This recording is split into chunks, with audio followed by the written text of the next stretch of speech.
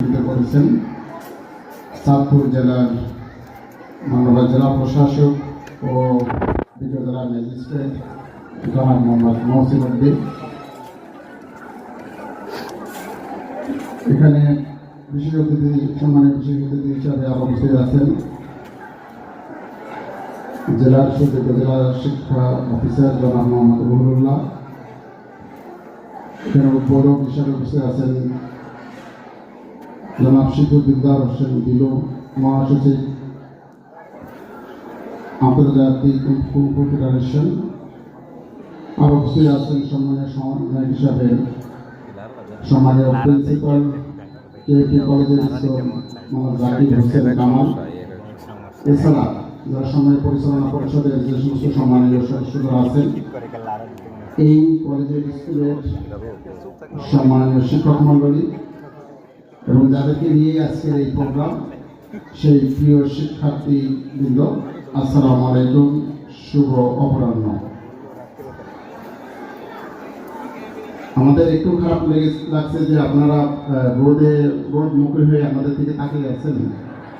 তারপরেও একটা বিষয়, এটা একটা পরিষ্কারের অংশ, এটা পার্ট অফ ট্রেনিং, এটা আমাদেরকে মেনে নিতে হবে। কারণ যারা বিশেষ করে বিভিন্ন ধরনের এই ধরনের প্রশিক্ষণ যারা গ্রহণ করেন, তাদেরকে বিভিন্ন পরিবেশে বিরূপ পরিবেশে তাদেরকে ট্রেনিং নিতে হয়। কারণ কখন কোন পরিবেশ আসবে আমরা কেউ জানি না। ব্যক্তিগত আত্মরক্ষার কৌশল, এটা একটা খুব সুন্দর একটি আইডিয়া। এছাড়া আপনারা সবাই জানেন যে আমাদের যে আইন আছে, বিশেষ করে আমরা সবাই আইন অনুযায়ী ব্যক্তিগত আত্মরক্ষার অধিকার সবাই আছে।